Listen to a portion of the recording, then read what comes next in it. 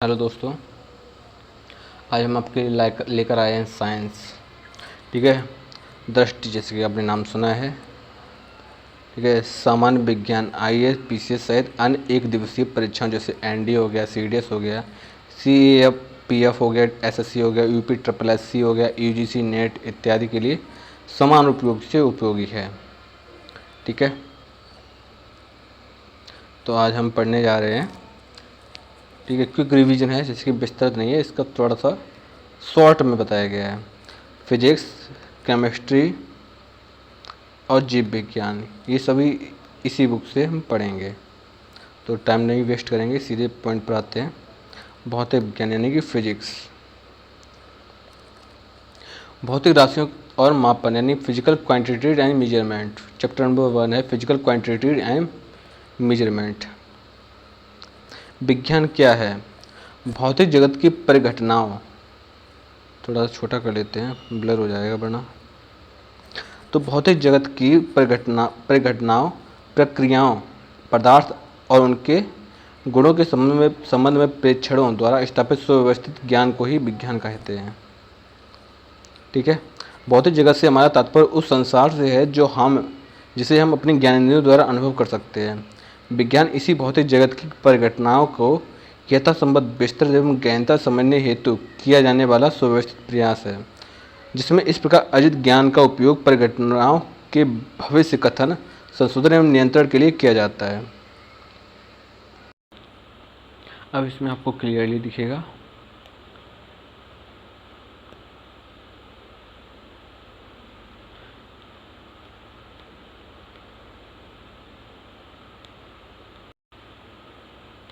अब इसमें आपको क्लियरली दिखेगा विज्ञान क्या है। भौतिक जगत की परिघटनाओं, प्रक्रियाओं, पदार्थों एवं उनके गुणों के संबंध में प्रेक्षणों द्वारा स्थापित सुव्यवस्थित ज्ञानी विज्ञान है।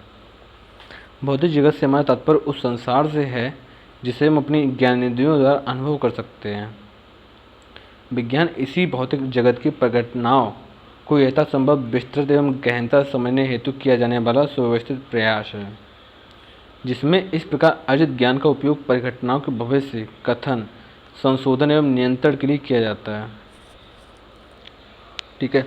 जो कुछ भी हम अपने चारों ओर देखते हैं उसी के आधार पर अन्वेषण करना, प्रयोग करना एवं भविष्यवाणी करना विज्ञान है। जो कुछ भी हम अपने चारों ओर देखते हैं, ठीक है, उसी के आधार पर अन्वेषण करना, प्रयोग करना और भविष्यवाणी करना विज्ञान है। पारिभाषिक रूप में वास्तविक अनुभवों एवं प्रयोगों एवं परीक्षणों से प्राप्त तथ्यों की तार्किक विश्लेषण द्वारा विकसित हुई सुव्यवस्थित ज्ञान को विज्ञान कहते हैं।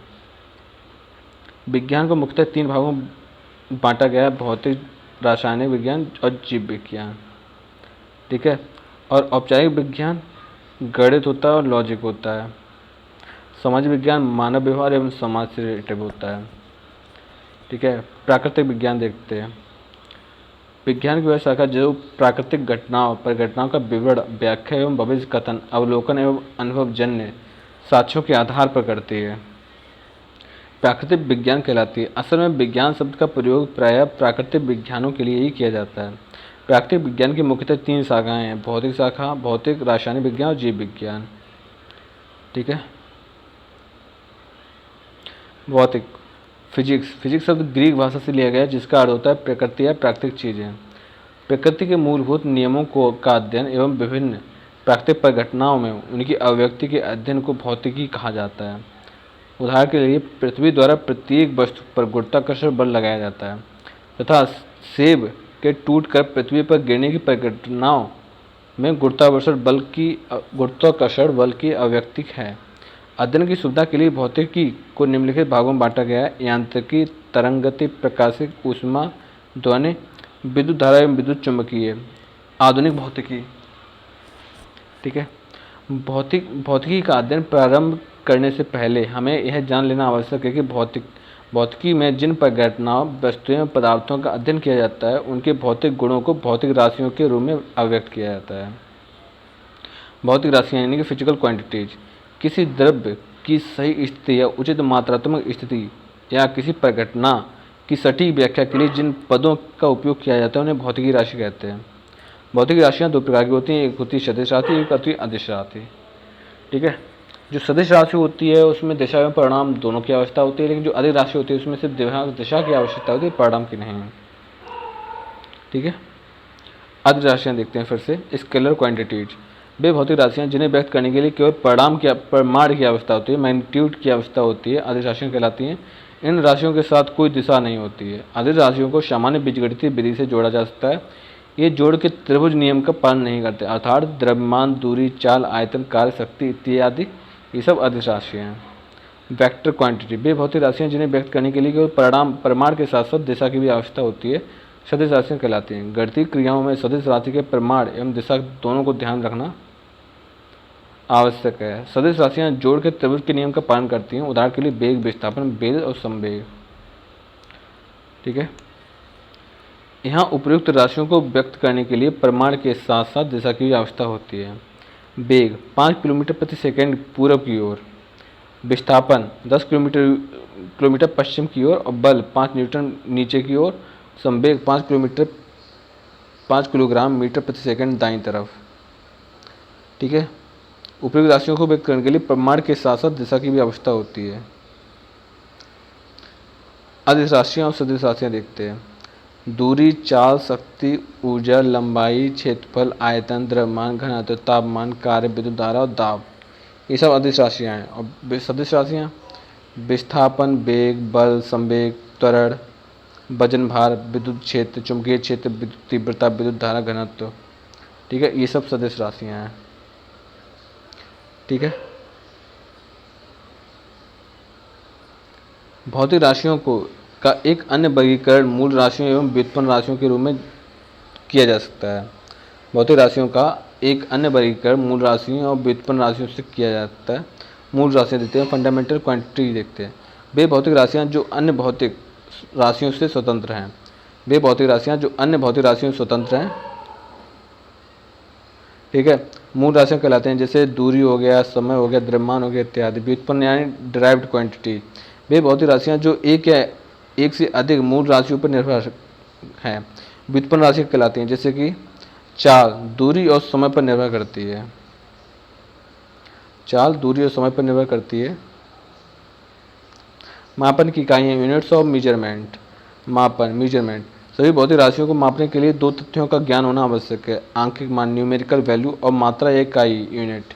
उदाहरण के तौर पर यदि किसी पात्र में रखे पानी की मात्रा को मापना है, यदि किसी पात्र में रखे पानी की मात्रा को मापना है तो हम इसका भार जानना चाहते हैं, तो भार का आंकिक मान मात्रक के साथ प्रयोग करेंगे, जैसे 5 किलोग्राम। वहीं यदि पानी का आयतन जानना हो तो आयतन का आंकिक मान मात्रक के साथ प्रयुक्त होगा, जैसे कि 5 लीटर। मात्रक, यूनिट्स देखते हैं। किसी भौतिक राशि को मापने के लिए के अंतर्राष्ट्रीय रूप से स्वीकृत मानक को इकाई या मात्रक कहा जाता है। भौतिक राशियों के एक निश्चित परिमाण को मानक मानकर तथा उन्हें विभिन्न नाम देकर संबंधित राशियों के मात्रकों का निर्माण किया गया है। मात्रक दो प्रकार के होते हैं, एक होते हैं मूल मात्रक, दूसरे होते हैं व्युत्पन्न मात्रक। मूल मात्रक यानी फंडामेंटल यूनिट्स, मूल राशियों को व्यक्त करने के लिए प्रयुक्त मात्रकों को मूल मात्रक कहते हैं। मूल राशियों को व्यक्त करने के लिए प्रयुक्त मात्रक को मूल मात्रक कहते हैं। ये अन्य मानकों से स्वतंत्र होते हैं, जैसे कि लंबाई का मात्रक है मीटर और समय का मात्रक है सेकेंड। भौतिक राशियों की विमाएँ देखते हैं। किसी भौतिक राशि की विमाएँ उन घातों या घातांकों को कहते हैं जिन्हें उस राशि को व्यक्त करने के लिए मूल राशियों पर चढ़ाना पड़ता है। किसी भौतिक राशि की प्रकृति की व्याख्या उसकी विमाओं द्वारा की जाती है। मूल राशियों के विमीय सूत्र स्वतंत्र रूप से निर्धारित किए जाते हैं तथा व्युत्पन्न राशियों के विमीय सूत्र मूल राशियों के घातांकों के रूप में व्यक्त किए जाते हैं। अब मूल राशियाँ एवं उनके विमीय सूत्र देखते हैं। लंबाई का है L, द्रव्यमान का M, समय का T, ताप का K, विद्युत धारा का A और ज्योति तीव्रता का CD और पदार्थ की मात्रा मोल। जैसे कि लंबाई का, ठीक है, व्युत्पन्न मात्रक ड्राइव्ड यूनिट, वे मात्रक जो मूल मात्रकों से प्राप्त होते हैं या इनसे निर्मित किए जाते हैं व्युत्पन्न मात्रक कहलाते हैं। जैसे मीटर, लंबाई, सेकंड, समय का मूल मात्रक है। इनसे व्युत्पन्न मात्रक मीटर प्रति सेकंड, चाल का मात्रक है। व्युत्पन्न भौतिक राशियाँ उनके मात्रक में विमीय सूत्र देखते हैं। क्षेत्रफल, क्षेत्र लंबाई इंटू चौड़ाई, क्षेत्रफल का मात्रक लंबाई का मात्रक इंटू चौड़ाई का मात्रक बराबर मीटर इंटू मीटर बराबर मीटर स्क्वायर। व्युत्पन्न मात्रक है मीटर है उसका, विमीय सूत्र है एल स्क्वायर। आयतन, आयतन का होता है लंबाई इंटू चौड़ाई इंटू ऊंचाई। आयतन का मात्रक लंबाई का मात्रक इंटू चौड़ाई का मात्रक इंटू ऊंचाई का मात्रक, अर्थात metre into metre into metre अर्थात मीटर क्यू। ठीक है, व्युत्पन्न मात्रक हो गया मीटर क्यू और विमीय सूत्र हो गया एल क्यू। घनत्व देखते हैं जिसको इंग्लिश में बोलते हैं डेंसिटी। घनत्व का होता है द्रव्यमान अपॉन आयतन। ठीक है, द्रव्यमान अपॉन आयतन, ये आयतन होता है वी क्यू यानी कि मीटर क्यू, और द्रव्यमान को नापते हैं किलोग्राम में।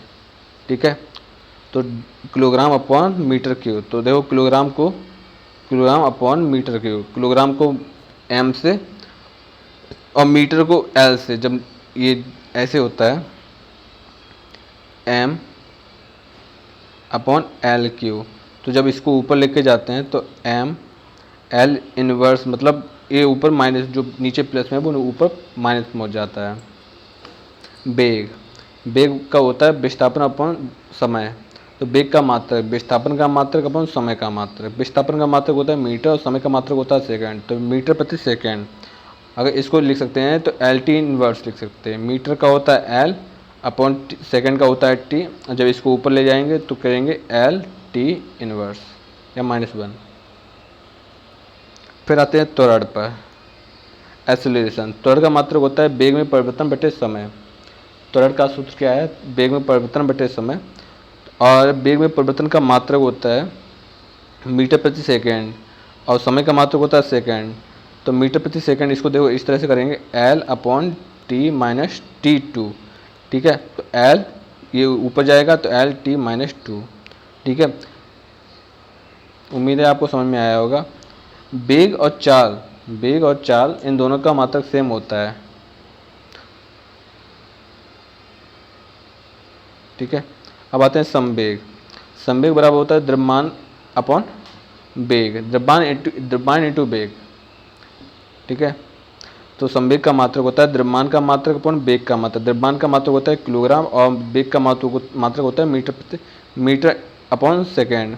तो किलोग्राम को एम, इसको एम इंटू मीटर, मीटर को एल, सेकेंड है ना टी, तो टी -1, ये हो जाएगा संवेग की विमा। अब आते हैं बल को होता है द्रव्यमान इंटू त्वरण। द्रव्यमान का होता है किलोग्राम और त्वरण का होता है मीटर इंटू सेकेंड स्क्वायर। ठीक है, तो इस तरह से इसको MLT -2 करेंगे, MLT -2। कार्य का होता है बल इंटू विस्थापन। ठीक है, बल इंटू विस्थापन होता है कार्य का सूत्र। अब देखो बल का मात्रक होता है न्यूटन इंटू मीटर और विस्थापन का होता है मीटर। देखो बल का होता है न्यूटन और विस्थापन का होता है मीटर।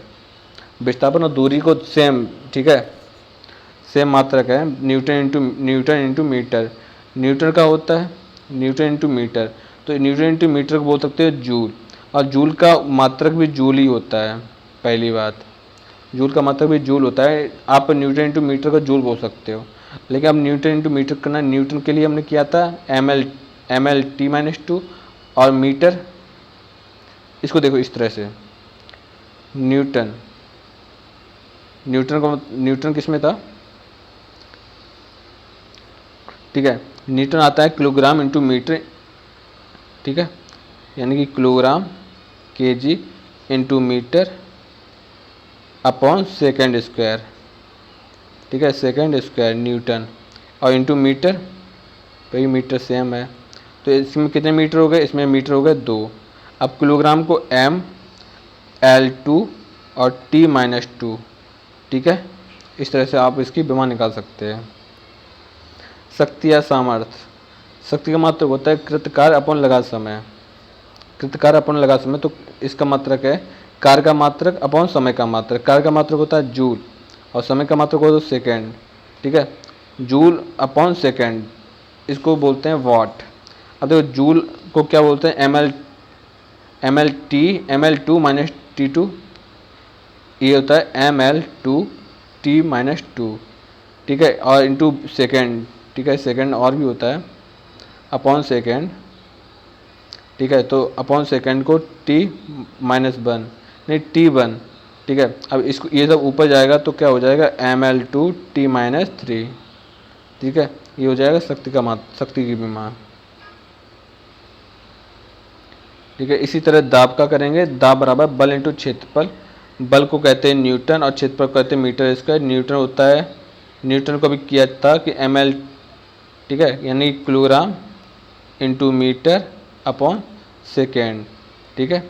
अब देखो, और उसके बाद क्या करते हैं, न्यूटन इंटू मीटर, ये तो न्यूटन हो गया, इंटू मीटर हो गया 1/मीटर स्क्वायर। अब देखो 1 मीटर से ये कट गया। अब देखो किलोग्राम होता है तो इसको m करेंगे, अपॉन सेकेंड को T-1, मतलब T इंटू मीटर को L। अब देखो इसको कैसे करेंगे, m T-1 L-1, 2 है ना, newton into metre upon second, और मीटर अपॉन इसमें है न्यूटन अपॉन मीटर स्क्वायर के। मीटर स्क्वायर को इसमें करेंगे तो 1 मीटर से ये मीटर ख़त्म हो जाएगा, तो यहाँ पे बचेगा L, तो ऊपर जाएगा L1 MT1 L1, ठीक है। यहाँ लेकिन यहाँ पे आ रहा है T2, देखें T2 कैसे आ रहा है, सेकेंड, एक बार फिर से देख लेते हैं न्यूटन को।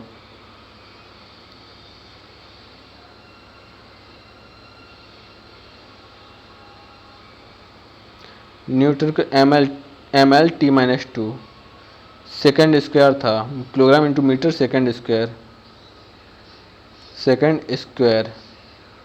तो ml 1 और T-2, तो इस तरह से की विमा निकल जाएगी, ठीक है। अब आते हैं पावर ऑफ 10, 10 की घात। जब कोई भौतिक मान बहुत छोटा या बहुत बड़ा होता है तो गणना की सुविधा की दृष्टि से उसे 10 की घात में व्यक्त कर लिया जाता है, ठीक है।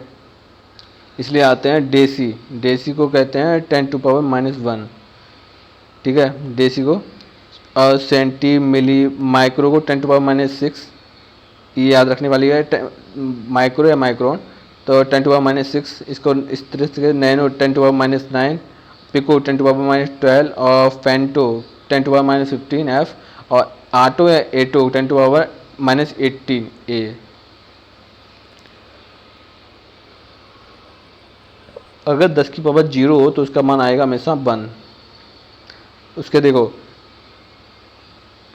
किलो, हेक्टो, डेका, उसका मेगा होता है 10⁻6, गीगा होता है 10⁻⁻9, टेरा होता है 10⁻12, पेंटा होता है 10⁻50, एक्सा होता है 10⁻80।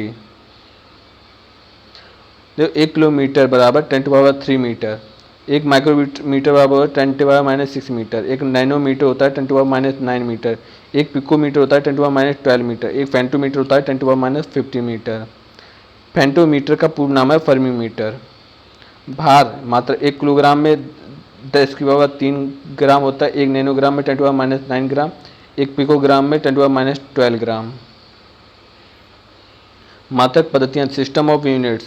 भौतिक राशियों के मापन में प्रयुक्त मात्रकों के लिए 4 पद्धतियाँ हैं, MKS पद्धति, CGS पद्धति, FPS पद्धति और SI पद्धति, ठीक है। फुट पाउंड सेकेंड, और ये होता है मीटर किलोग्राम सेकेंड, और सेंटीमीटर ग्राम सेकेंड, और फुट पाउंड सेकेंड, और SI standard unit. International system पद्धति, लंबाई का MKS पद्धति में मीटर बोलते हैं, और CGS में सेंटीमीटर, और FPS पद्धति में फुट बोलते हैं। द्रव्यमान को किलोग्राम, ग्राम और पाउंड, और समय को सेकेंड और सेकेंड, तीनों में सब सेम रहता है, सेकेंड। SI पद्धति, the international system of units. SI पद्धति MKS पद्धति का ही संशोधित एवं परिवर्तित रूप है। सन 1960 में अंतर्राष्ट्रीय मापतौल अधिवेशन में SI पद्धति को सर्वमान्य घोषित किया गया था। अब इसी पद्धति को मानक रूप में प्रयोग में लाया जाता है। SI पद्धति के अंतर्गत 7 मूल मात्रकों तथा 2 संपूरक मात्रकों यानी सप्लीमेंट्री यूनिट को स्वीकार किया गया है। 7 मूल मात्रकों में पदार्थों की मात्रा के लिए मात्रक मोल को 1971 में मान्यता दी गई है। तब से लेकर अभी तक मूल मात्रों की संख्या कितनी है, 7। लंबाई को है, लंबाई का SI मात्रक है मीटर, इसको m से प्रदर्शित करते हैं, इसकी विमा है L। द्रव्यमान को किलोग्राम में, समय को सेकेंड में, विद्युत धारा को एम्पियर में, ताप को केल्विन में, ज्योति तीव्रता को कैंडेला में, पदार्थ की मात्रा को मोल में। मीटर को एम और किलोग्राम को केजी, सेकंड को एस और एम्पियर को ए, केल्विन को के, कैंडेला को सीडी, मोल को मोल। ठीक है, इसका बीमा है मीटर की एल, किलोग्राम की एम। ठीक है, सेकंड की टी, एम्पियर की ए, केल्विन की के, कैंडेला की सीडी और मोल की एमओएल। ऐसे पद्धति के दो संपूरक मात्रक देते हैं, समतल कोण और ठोस कोण। ठीक है, समतल कोण को रेडियन से और ठोस कोण को स्टेरेडियन से। रेडियन वह कोण जो वृत्त की त्रिज्या के बराबर चाप के द्वारा वृत्त के केंद्र पर बनता है, एक रेडियन कहलाता है। वह कोण जो वृत्त की त्रिज्या के बराबर चाप के द्वारा वृत्त के केंद्र पर बनता है, एक रेडियन कहलाता है, स्टेरेडियन। घन कोण का वह मान जो गोले के पृष्ठ के उस भाग द्वारा जिसका क्षेत्रफल गोले की त्रिज्या के वर्ग के बराबर होता है। घन कोण का वह मान जो गोले के पृष्ठ के उस भाग के द्वारा जिसका क्षेत्रफल गोले की त्रिज्या के वर्ग के बराबर होता है, गोले के केंद्र पर बनाया जाता है, यह स्टेरेडियन कहलाता है। महत्वपूर्ण मात्रक या इकाई फुट। एफपीएस पद्धति में लंबाई या दूरी का मात्रक फुट होता है। एक फुट में 12 इंच होते हैं या 30.48 सेंटीमीटर या 0.304 मीटर होते हैं। एक फुट बराबर, एक क्वेश्चन ऐसा आता है, एक फुट में कितने इंच होते हैं? एक फुट में 12 इंच होते हैं। एक फुट में कितने मीटर होते हैं? एक फुट में 30.48 मीटर होता है।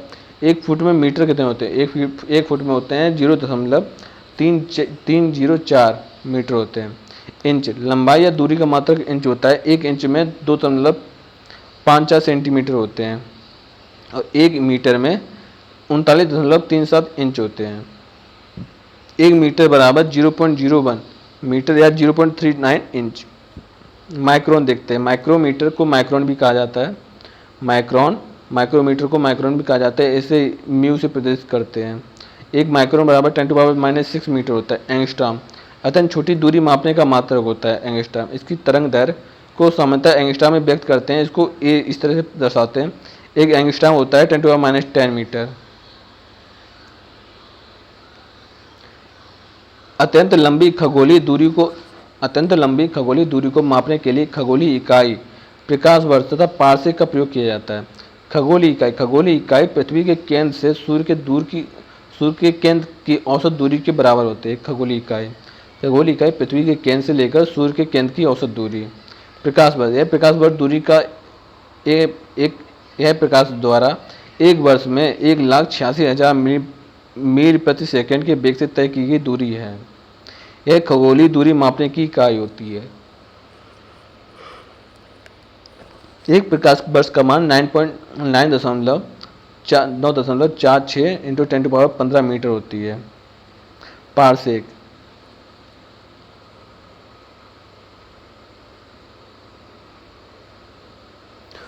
देखते हैं। इसका प्रयोग खगोलीय दूरियों को व्यक्त करने के लिए किया जाता है। एक पारसेक का मान होता है 3 इंटू 10⁻16 मीटर अथवा 3.262 प्रकाश वर्ष। पारसेक यह प्रयोग खगोलीय दूरी को व्यक्त करने के लिए किया जाता है। एक पारसेक का मान होता है 3 इंटू 10⁻16 मीटर अथवा 3.262 प्रकाश वर्ष। परिभाषा अनुसार पारसेक वह दूरी है जिस पर खगोलीय इकाई 1 सेकंड का कोण बनाती है। पारसेक वह दूरी है जिस पर खगोलीय इकाई 1 सेकंड का कोण बनाती है। खगोलीय इकाई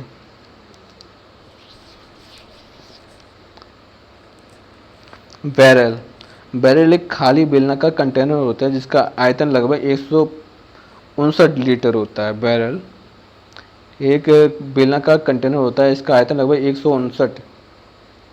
159 लीटर होता है। कच्चा तेल यानी कि क्रूड ऑयल मापने में सामान्यतः बैरल का प्रयोग किया जाता है। मोल किसी पदार्थ की वह मात्रा होती है जिसमें पदार्थ अवयवों, अणु या परमाणु या आयन की संख्या कार्बन C12 के 0.012 किलोग्राम में उपस्थित परमाणु की संख्या के बराबर होती है, एक मोल कहलाती है। फिर से देखो, किसी पदार्थ की वह मात्रा जिसमें उस पदार्थ के अवयवों की संख्या, ठीक है, अवयवों की संख्या कार्बन C12 के 0.012 किलोग्राम में उपस्थित परमाणु की संख्या के बराबर होती है, एक मोल कहलाता है। चूँकि C12 के 0.012 किलोग्राम में परमाणु की संख्या 6.023 इंटू 10⁻23 6.023 इंटू 10⁻23 होती है। अतः एक मोल पदार्थ की वह मात्रा जिसमें उसके अवयवी तत्वों की संख्या 6.023 इंटू 10⁻23 होती है। इस संख्या को कोई एवोगाद्रो नियतांक या एवोगाद्रो संख्या कहते हैं। एवोगाद्रो संख्या कैसे कहते हैं? 6.023 इंटू 10⁻23 ये होता है एवोगाद्रो संख्या। डाल्सन देखते हैं। वायुमंडल के ऊर्ध्वाधर स्तंभ में उपस्थित किसी गैस की मात्रा मापने की इकाई होती है डाल्सन। वायुमंडलीय ओजोन की मात्रा को डाल्सन में व्यक्त करते हैं। वायुमंडल के ऊर्ध्वाधर स्तंभ में उपस्थित किसी गैस की मात्रा मापने की इकाई होती है। वायुमंडलीय ओजोन की मात्रा को डाल्सन में व्यक्त करते हैं। क्यूसेक यह प्रभाव मापने की इकाई है। यह क्यूबिक फीट प्रति सेकेंड। क्यूबिक फीट पर सेकेंड का संक्षिप्त रूप होता है। सामान्यतः नदियों के जल प्रवाह को क्यूसेक में व्यक्त करते हैं। बार दबाव मापने का मात्रक होता है। एक बार होता है 1,00,000 पास्कल अथवा 100 किलोग्राम पास्कल। बार दबाव मापने का एक यंत्र होता है। एक बार होता है 1,00,000 पास्कल अथवा 100 किलोग्राम पास्कल। यह वर्तमान में समुद्र तल पर वायुमंडलीय दाब के लगभग बराबर होता है। यह वर्तमान में समुद्र तल पर वायुमंडलीय दाब के बराबर होता है। पर जूल यह कार्य व ऊर्जा दोनों का मात्रक होता है। जूल थर्म यह ऊष्मा का मात्रक होता है जो THM प्रतीक से दर्शाया जाता है। यह 1,00,000 ब्रिटिश थर्मल यूनिट के समतुल्य है। कूलाम वह विद्युत का आवेश है। विद्युत आवेश का मात्रक है। वोल्ट विभवांतर का मात्रक है। ओम विद्युत प्रतिरोध का मात्रक है। वाट शक्ति का ऐसा ही मात्रक है जो जूल प्रति सेकेंड के बराबर होता है। मेगावाट यह विद्युत केंद्रों में उत्पादित बिजली की मात्रा मापने में इकाई है। एक मेगावाट 10⁻6 वाट के बराबर होती है। हार्स पावर यह शक्ति मापने का मात्रक है। बड़े यंत्रों एवं मोटरों की शक्ति हार्स पावर में व्यक्त की जाती है। एक हार्स पावर होता है 746 वाट। किलोवाट घंटा ऊर्जा की एक इकाई है। 1 किलोवाट घंटा का मात्रक 3.6 मेगाजूल के बराबर होती है। मैक यह अति तीव्र चाल मापने की इकाई होती है। किसी माध्यम से ध्वनि की चाल को एक मैक कहा जाता है। यह अति तीव्र चाल मापने की इकाई होती है। किसी माध्यम में ध्वनि की चाल एक मैक कहा जाता है। एक मैक से अधिक चाल को सुपरसोनिक तथा 5 मैक से अधिक चाल को हाइपरसोनिक चाल कहा जाता है। तीव्रगामी वायुयान और लड़ाकू विमान की गति को मैक से व्यक्त करते हैं। Sonar sound navigation and ranging यह पराश्रव्य तरंगों के उपयोग से समुद्र के भीतर किसी वस्तु की स्थिति ज्ञात करने में सहायक उपकरण होता है। पनडुब्बियों के नौवाहन में उपयोग किए जाते हैं। नॉट समुद्री जहाज की गति मापने की इकाई है। एक समुद्री मील प्रति घंटा चाल को नॉट कहा जाता है। नॉट समुद्री जहाज की गति की मापने की इकाई है। जहाज की गति की मापने की इकाई है नॉट। यह समुद्री मील प्रति घंटा की चाल को नॉट कहते हैं। एक समुद्री मील प्रति घंटा की चाल को नॉट कहते हैं। एक समुद्री मील प्रति घंटा की चाल को नॉट कहते हैं। Radar radio detection and ranging यह सूक्ष्म तरंगों के उपयोग से किसी वस्तु की स्थिति पता लगाने का कार्य करता है। यह सूक्ष्म तरंगों के उपयोग से किसी वस्तु की स्थिति का पता लगाने का कार्य करता है। वायुयानों के परिचालन हेतु हवाई अड्डों का प्रयोग किया जाता है रडार से। रिएक्टर स्केल भूकंपीय तरंगों की तीव्रता मापने में किया जाता है रिएक्टर स्केल का प्रयोग। एक औंस ठीक है, एक औंस होता है 28.35 ग्राम। एक पाउंड होता है 16 औंस के बराबर। ठीक है, या 453.52 ग्राम या 0.453 किलोग्राम। 1 किलोग्राम होता है 1000 ग्राम के, अर्थात 1000 ग्राम में 2.205 पाउंड होते हैं। 205 पाउंड। 1 क्विंटल में होते हैं 100 किलोग्राम और 1 मीट्रिक में होते हैं 1000 किलोग्राम। दूरी के अन्य मात्रक देखते हैं। एक मील 16,009.344 मीटर या 1.60934 किलोमीटर।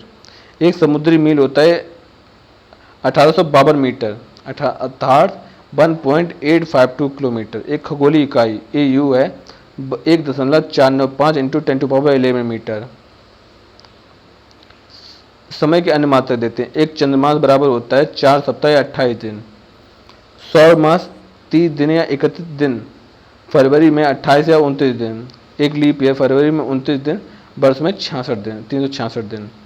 मापक यंत्र यानी मेजरिंग इंस्ट्रूमेंट विभिन्न राशियों को मापने के लिए कई मापक यंत्रों का प्रयोग किया जाता है। कुछ महत्वपूर्ण मापक यंत्र व उनके अनुप्रयोग निम्नलिखित हैं।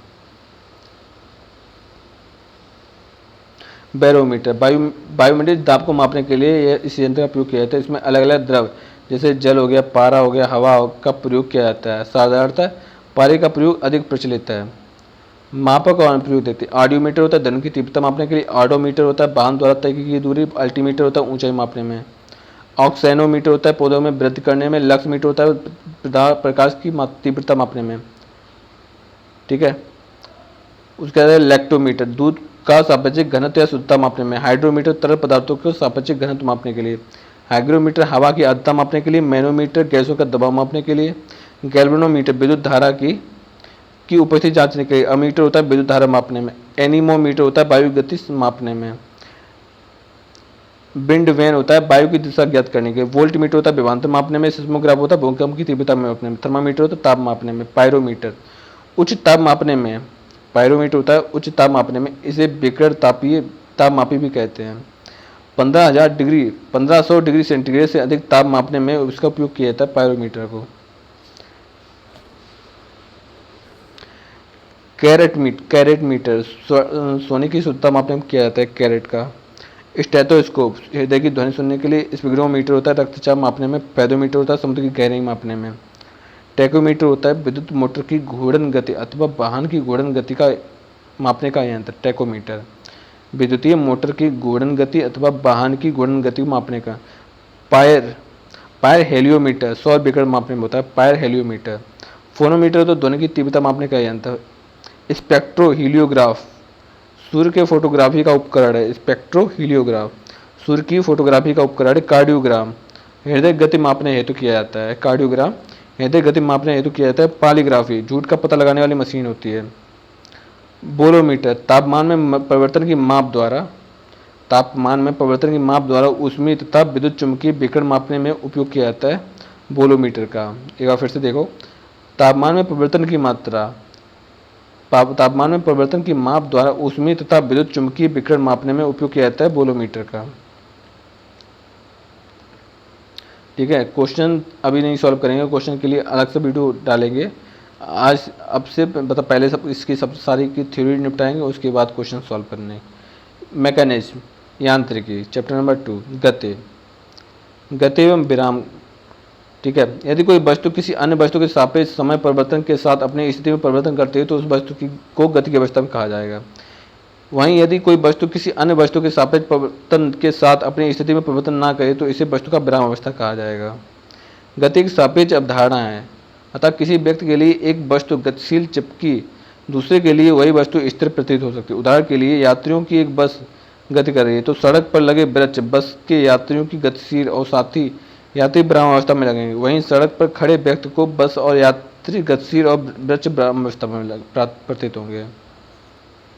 दूरी डिस्टेंस गति करती हुई वस्तु के द्वारा तय की गई संपूर्ण मार्ग की लंबाई को दूरी कहते हैं। दूरी के अधिसाती दूरी का मान सदैव धनात्मक होता है।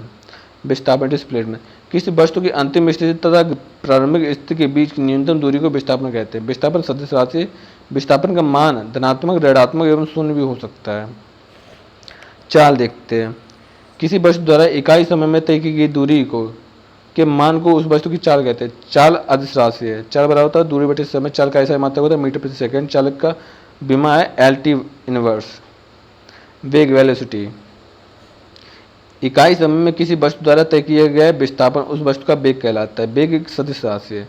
वेग होता है विस्थापन अपॉन समय अंतराल। v बराबर s अपॉन टी। वेग का ऐसा ही मात्रक मीटर प्रति सेकंड होता है। वेग का ऐसा ही मात्रक क्या होता है? मीटर प्रति सेकंड। वेग की विमा होती है LT इनवर्स।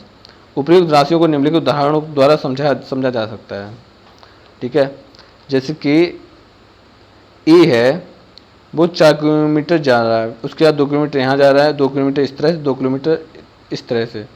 ठीक है, तो इसका क्या अगर इसके विस्थापन देखा जाए तो विस्थापन कितना हुआ? 4 + 2 6।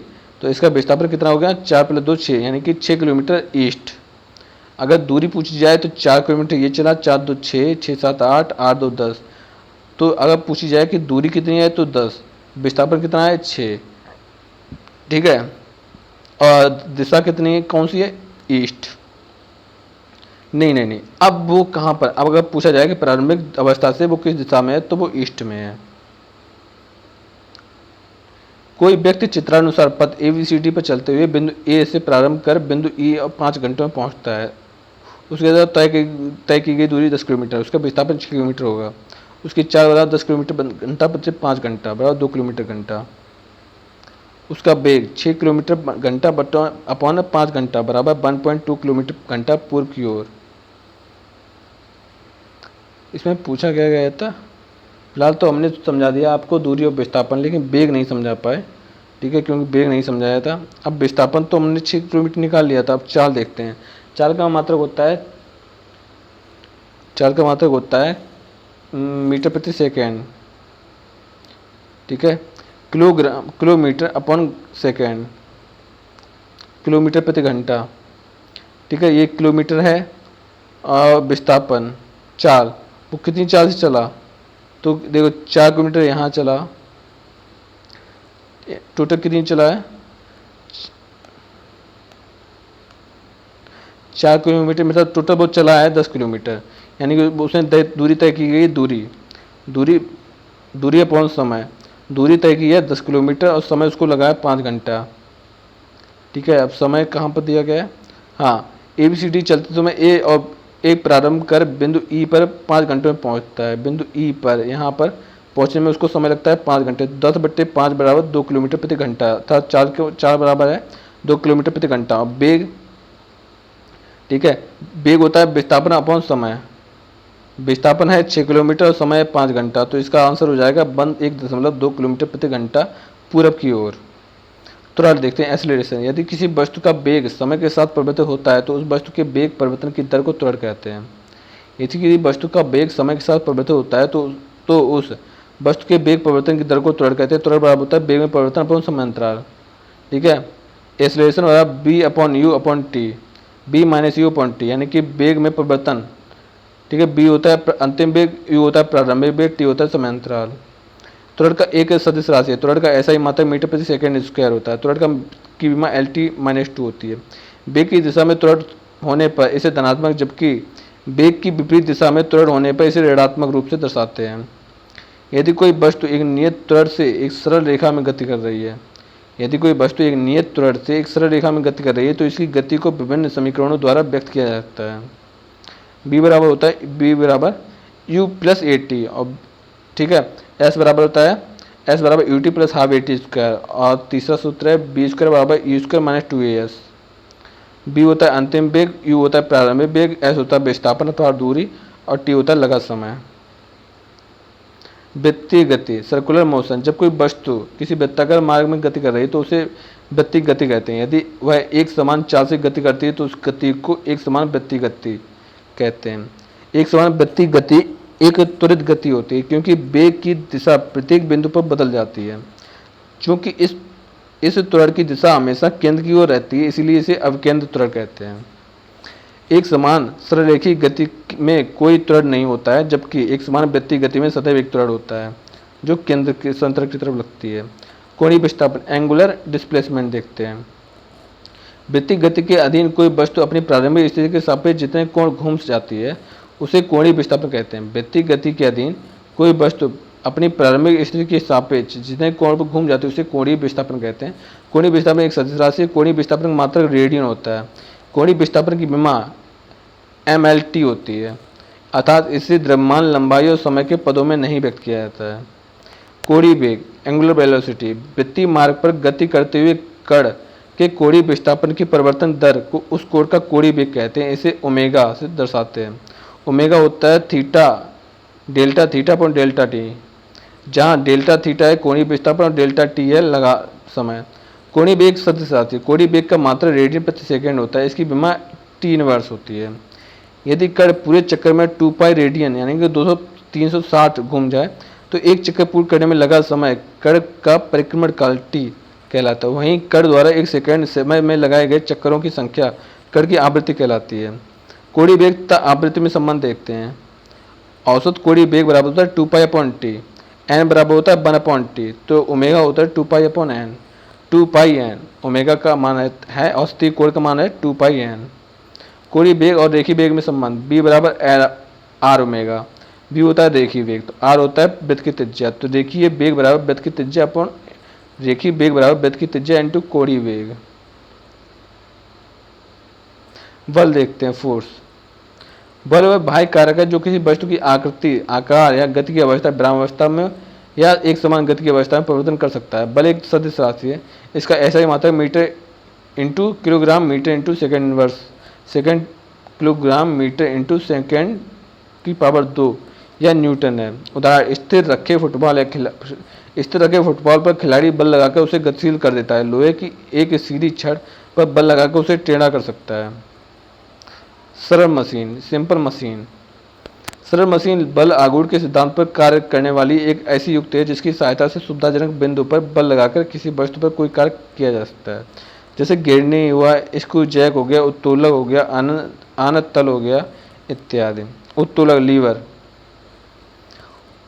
उत्तोलक सरल मशीन का एक उदाहरण है। एक ऐसी सीधी अथवा टेढ़ी छड़ जो किसी भी निश्चित बिंदु के प्रत्यय स्वतंत्रता पूर्वक घूर्णन के लिए स्वतंत्र हो, उसे उत्तोलक कहते हैं। उदाहरण के तौर पर चिमटा हो गया, सरौता हो गया, कैंची हो गया। उत्तोलक में 3 बिंदु होते हैं, आलंबन, फलक्रम। वह बिंदु जिसके चारों उत्तोलक की छड़ स्वतंत्रता पूर्वक घूर्णन कर सकती है उसे कहते हैं आलंबन। आयास, एफर्ट। उत्तोलक का उपयोग करने के लिए जो बल लगाया जाता है उसे कहते हैं आयास।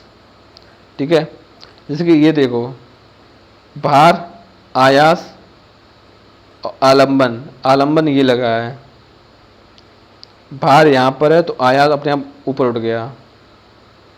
उत्तोलक का उपयोग करने के लिए जो बल लगाया जाता है, उत्तोलक का उपयोग करने के लिए जो बल लगाया जाता है उसे कहते हैं आयास। भार, उत्तोलक द्वारा जिस वस्तु को उठाया जाता है या हटाया जाता है अर्थात जिस पर कार्य किया जाता है उसे कहते हैं भार। उत्तोलक 3 प्रकार के होते हैं, प्रथम श्रेणी के उत्तोलक, द्वितीय श्रेणी के उत्तोलक और तृतीय श्रेणी के उत्तोलक। अब आते हैं भार। ठीक है, उत्तोलक द्वारा जिस वस्तु को उठाया जाता है अर्थात जिस वस्तु पर कार्य किया जाता है उसे कहते हैं भार। उत्तोलक द्वारा जिस वस्तु को उठाया जाता है अर्थात जिस पर कार्य किया जाता है उसे कहते हैं भार। उत्तोलक 3 प्रकार के होते हैं। प्रथम श्रेणी के उत्तोलक देखते हैं, जिसमें आलम्ब, भार और शक्ति।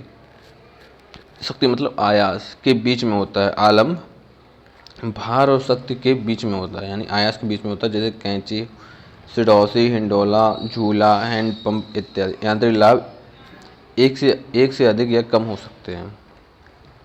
प्रथम श्रेणी के उत्तोलक। द्वितीय श्रेणी के उत्तोलक जिसमें भार, शक्ति और आलम्ब के बीच में होता है, जैसे सरौता हो गया, एक पहिए वाला ठेला हो गया, नींव निचोड़ने की मशीन हो गया इत्यादि। इसका यांत्रिक लाभ सदैव 1 से अधिक होता है। तृतीय श्रेणी के उत्तोलक शक्ति, आलम्ब और भार यानी कि आयास होता है, वो आलम्ब और भार के बीच में होता है। यांत्रिक लाभ सदैव 1 से कम होता है, जैसे स्टेपलर, चिमटा, मनुष्य का हाथ इत्यादि। न्यूटन की गति के तृतीय नियम। न्यूटन की गति के नियम। गैलीलियो एवं आइजैक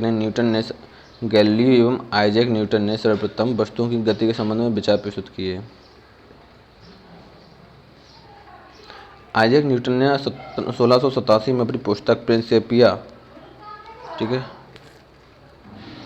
प्रिंसिपिया में गति संबंधी अपने विचारों को 3 नियमों के रूप में बताया, जिन्हें न्यूटन की गति के विषयक नियम कहा जाता है। गति का प्रथम नियम, जड़त्व का नियम।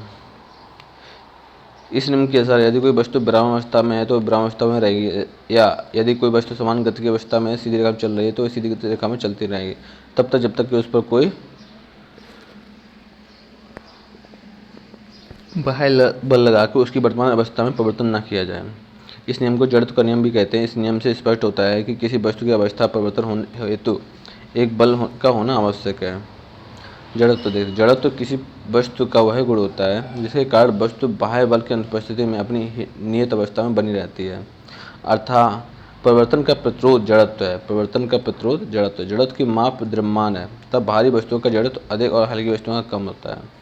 जड़त्व के नियम से प्राप्त बल की परिभाषा। बल वह बाह्य कारक है जो किसी वस्तु की प्रारंभिक अवस्था में परिवर्तन करता है या परिवर्तन करने की चेष्टा करता है।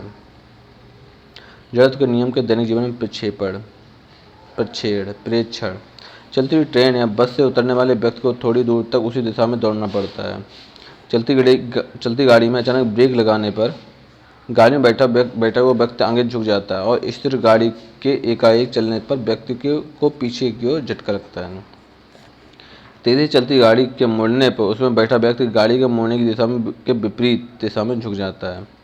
पेड़ की शाखाओं को जोर से हिलाने पर पेड़ की शाखाओं को जोर से हिलाने पर उसमें लगे फल टूट कर गिर पड़ते हैं। संवेग मोमेंटम, किसी वस्तु के द्रव्यमान तथा वेग के गुणनफल को संवेग कहते हैं। संवेग एक सदिश राशि है, इसका मात्रक किलोग्राम मीटर प्रति सेकंड स्क्वायर होता है और इसका बीमा ml/t-2 ठीक है सेकंड होता है। सदिश राशि को व्यक्त करने के लिए अक्षर के ऊपर टी लगाते। संवेग बराबर द्रव्यमान इंटू वेग।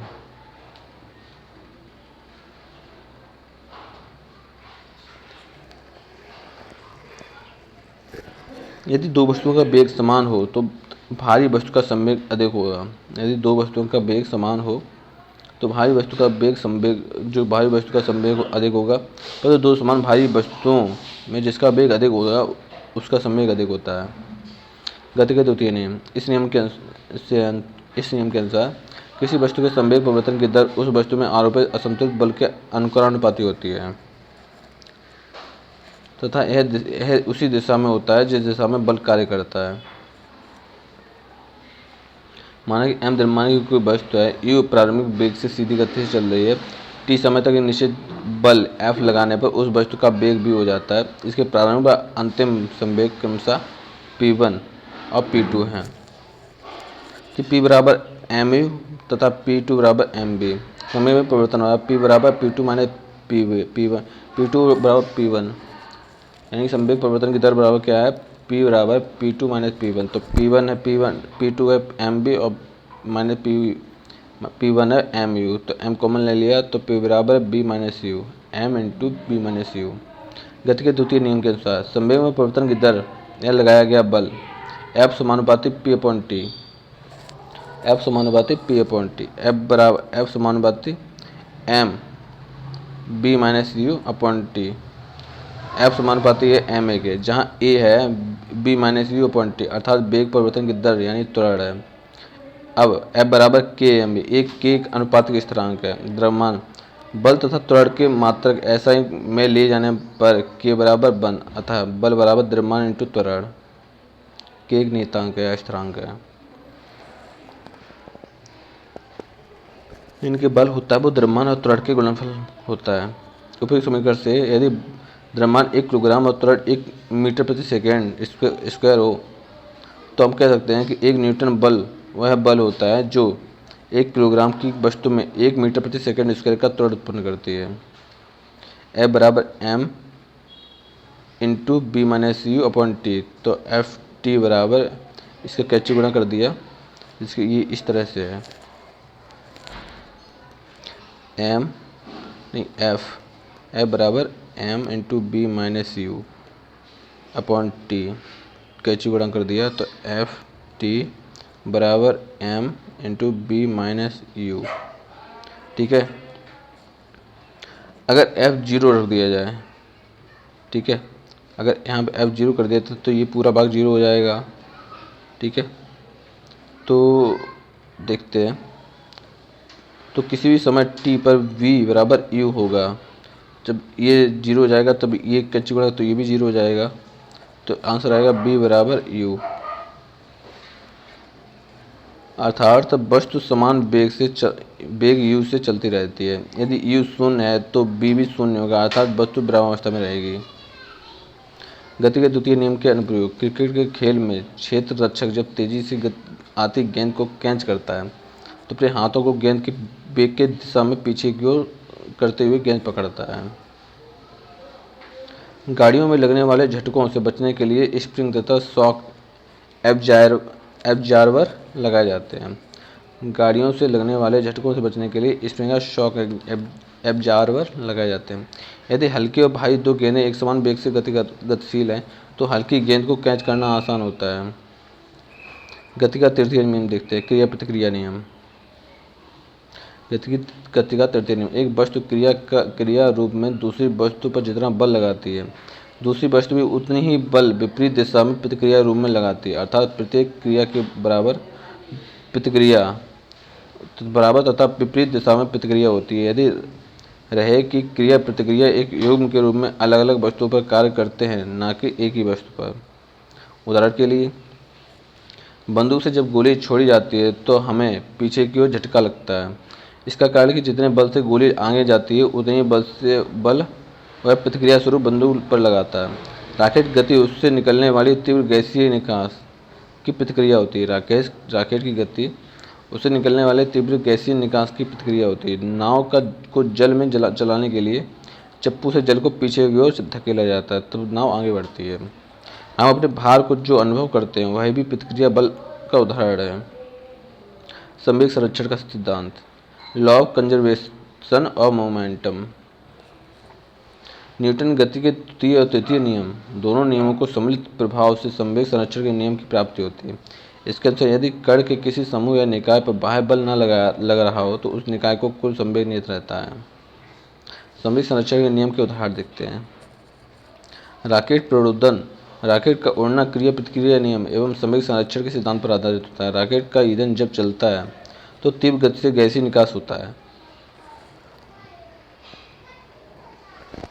जो प्रतिक्रिया स्वरूप रॉकेट को ऊपर धकेलता है। रॉकेट ईंधन का नियत वेग से दहन होने पर संवेग परिवर्तन की दर भी नियत रहती है, पर जैसे जैसे रॉकेट उड़ता है उसमें ईंधन का दहन होने से रॉकेट का द्रव्यमान कम हो जाता है, जिसके कारण संवेग संरक्षण के नियमानुसार रॉकेट के वेग एवं त्वरण में वृद्धि होती है। संवेग संरक्षण के कार्य, जब कोई व्यक्ति नाव से कूदता है तो नाव पीछे खिसकती है। यदि व्यक्ति का द्रव्यमान mm है तो नाव का द्रव्यमान mb है, तब व्यक्ति bm वेग से आगे कूदेगा।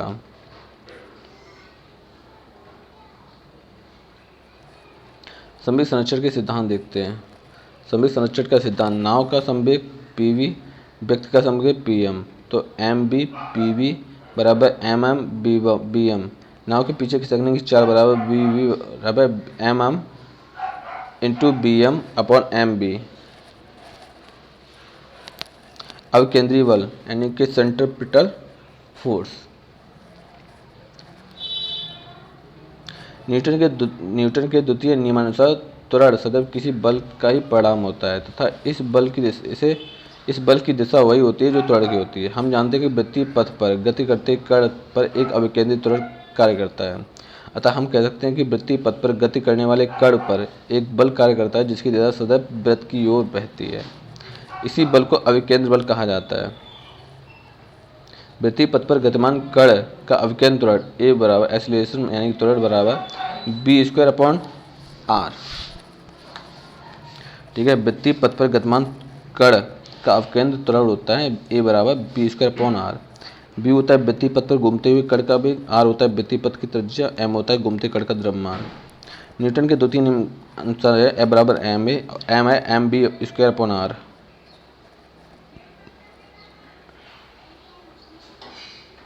ए बराबर M B square upon are.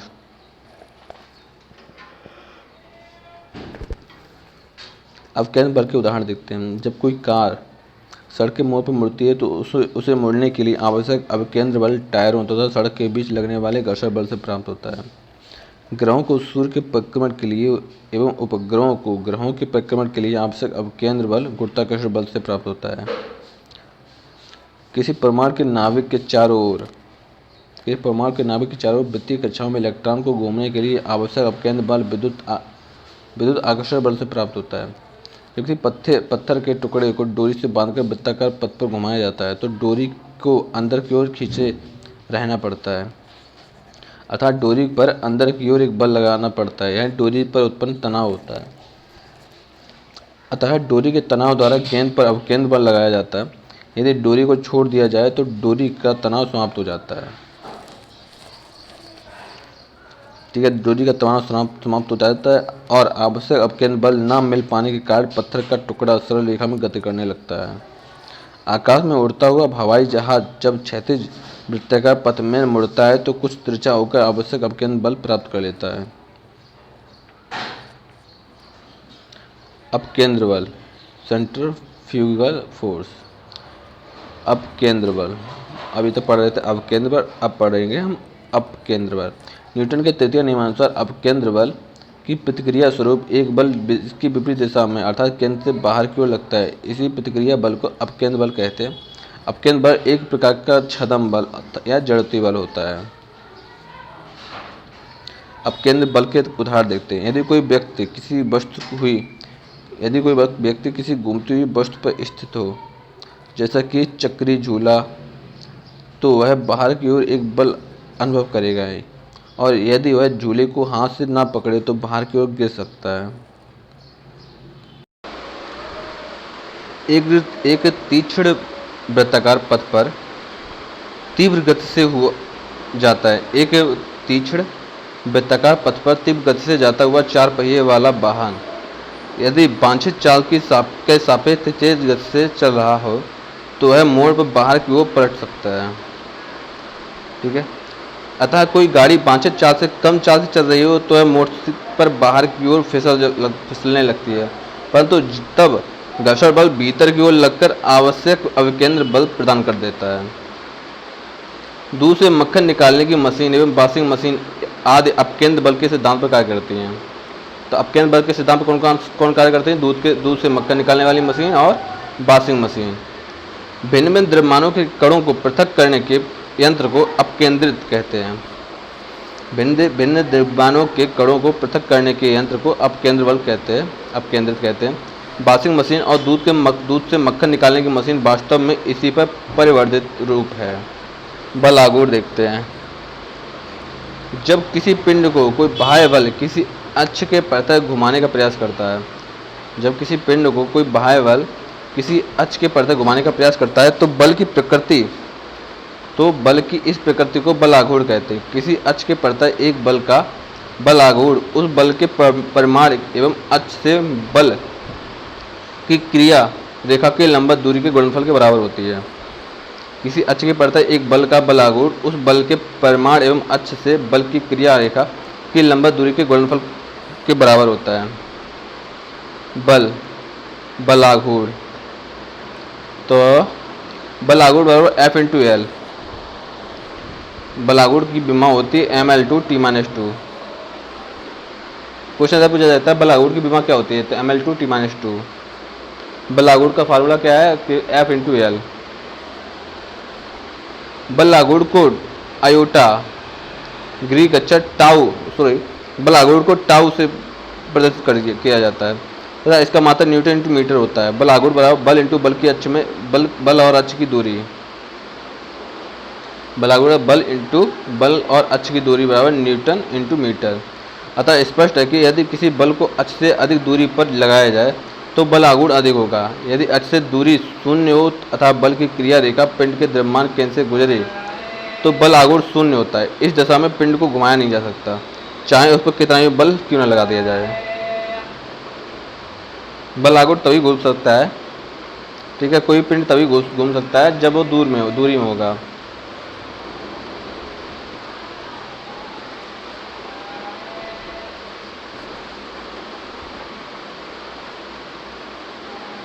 द्रव्यमान केंद्र यानी सेंटर ऑफ मास, वह बिंदु जो किसी पिंड में वितरित द्रव्यमान की माध्य स्थिति प्रदर्शित करे द्रव्यमान केंद्र कहलाता है।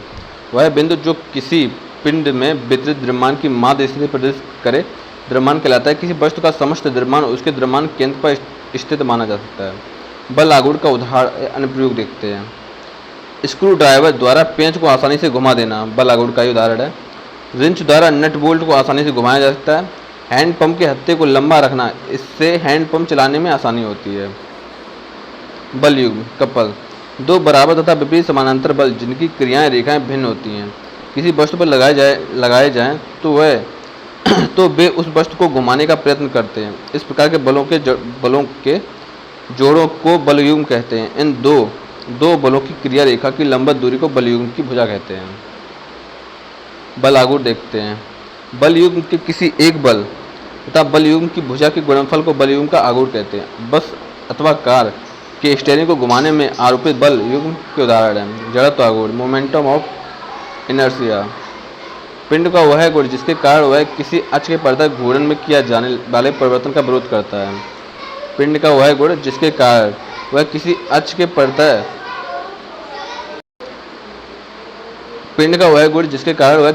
प्रति घूर्णन में की जाने वाले परिवर्तन का विरोध करता है। पिंड का घूर्णन अक्ष के प्रति जड़त्व आघूर्ण कहलाता है।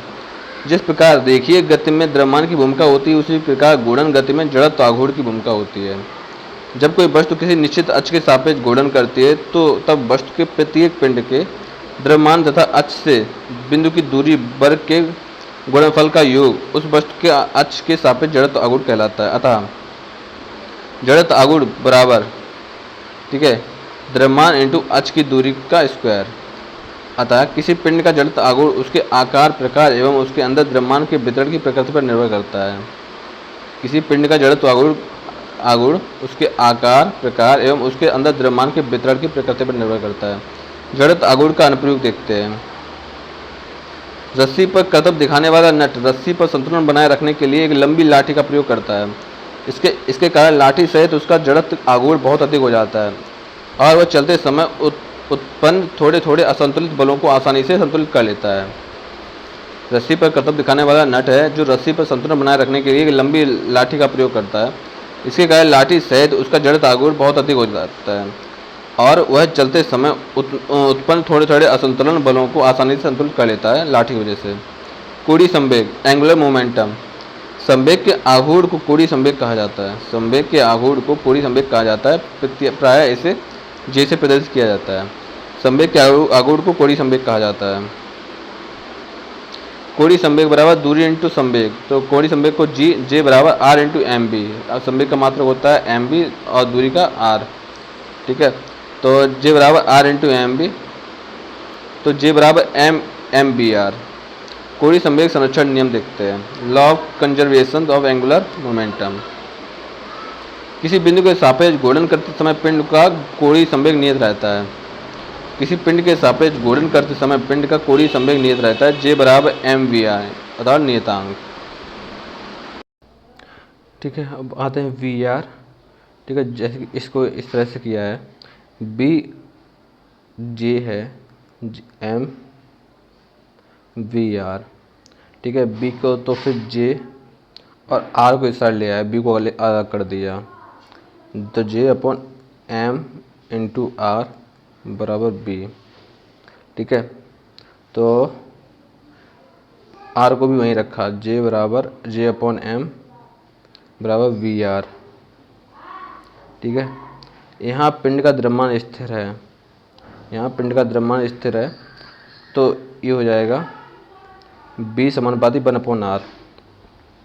अतः पिंड का रेखीय वेग उसके पथ के केंद्र से उसकी दूरी के व्युत्क्रमानुपाती होता है। अतः पिंड का रेखीय वेग उसके पथ के केंद्र से उसकी दूरी के व्युत्क्रमानुपाती होता है। उदाहरण के लिए, यदि किसी डोरी को एक पत्थर से बांध कर घुमाया जाए तो डोरी की लंबाई बढ़ाने पर पत्थर का वेग घटता जाएगा एवं डोरी की लंबाई कम करने पर पत्थर का वेग बढ़ेगा। प्रक्षेप गति यानी प्रोजेक्टाइल मोशन देखते हैं। जब किसी कण को एक निश्चित प्रारंभिक वेग से ऊर्ध्वाधर दिशा में से कुछ कोण बनाते हुए फेंका जाता है तो यह कण गुरुत्वीय त्वरण जी के अंतर्गत ऊर्ध्वाधर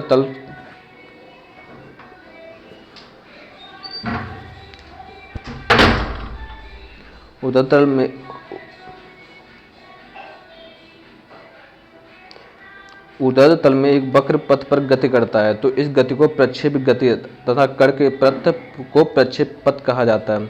प्रक्षेप पथ परवलयाकार होता है, ठीक है। प्रक्षेप पथ परवलयाकार होता है, जैसे कि इस तरह से देखेंगे। यहाँ से हमने कोई भी चीज़ फेंकी है तो वो पहले इस तरह से गई, इस तरह से गई, उसके बाद यहाँ से उसका डाउनफॉल स्टार्ट हो गया, तो यहाँ से वो यू से स्टार्ट हुई थी, ठीक है, और इस स्थान पर आने के पर वी, ठीक है, और यहाँ से फिर नीचे गिरने लग गई। प्रक्षेप का परास, प्रक्षेप गति करता हुआ कण जितनी क्षैतिज दूरी तय करता है उसे प्रक्षेप का परास कहते हैं। प्रक्षेप गति करता हुआ कण जितनी क्षैतिज दूरी तय करता है उसे प्रक्षेप का परास कहते हैं। कण को अधिकतम परास प्राप्त करने के लिए 45 डिग्री सेंटीग्रेड से प्रक्षेपित किया जाना चाहिए। लंबी कूद के खिलाड़ी को पृथ्वी से 45 डिग्री सेंटीग्रेड कोण बनाता हुआ उछलना चाहिए, इससे अधिकतम दूरी तय करेगा। लंबी कूद के खिलाड़ी को पृथ्वी से 45 डिग्री का कोण बनाता हुआ उछलना चाहिए, इससे वह अधिकतम दूरी तय करेगा। भाला फेंक, चक्र फेंक, हैमर थ्रो, शॉट पुट इत्यादि खेलों में खिलाड़ी 45 डिग्री कोण पर वस्तु फेंकता है तो वह अधिकतम दूरी प्राप्त करता है। प्रक्षेप की ऊंचाई देखते हैं। कण द्वारा प्राप्त की जाने वाली उच्चतम ऊर्ध्वाधर ऊंचाई को प्रक्षेप की ऊंचाई कहते हैं। यह अधिकतम तब होगी जब प्रक्षेप का कण 90 डिग्री सेंटीग्रेड पर होगा। कण द्वारा प्राप्त की जाने वाली उच्चतम ऊर्ध्वाधर ऊंचाई को प्रक्षेप की ऊंचाई कहते हैं। यह अधिकतम तब होगी जब प्रक्षेप कोण 90 डिग्री सेंटीग्रेड होगा।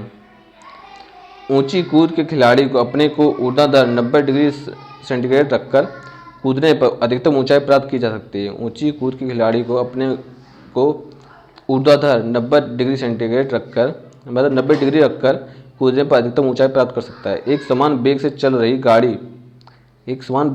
गाड़ी में से एक व्यक्ति प्लेटफार्म पर गेंद गिराता है, तब प्लेटफार्म पर खड़े एक प्रेक्षक द्वारा देखी जाने वाली गेंद का पथ प्रवलाकार होगा। जब एक समान वेग से चलती गाड़ी से गेंद गिरती है तब गेंद के पास प्लेटफार्म के सापेक्ष प्रारंभिक क्षैतिज वेग, जो कि गाड़ी के वेग के बराबर होता है, और शून्य ऊर्ध्वाधर वेग होता है, दोनों स्थितियां प्रबलाकार पथ के लिए आवश्यक हैं। घर्षण देखते हैं, फ्रिक्शन। संतुलित बल, बैलेंस फोर्स।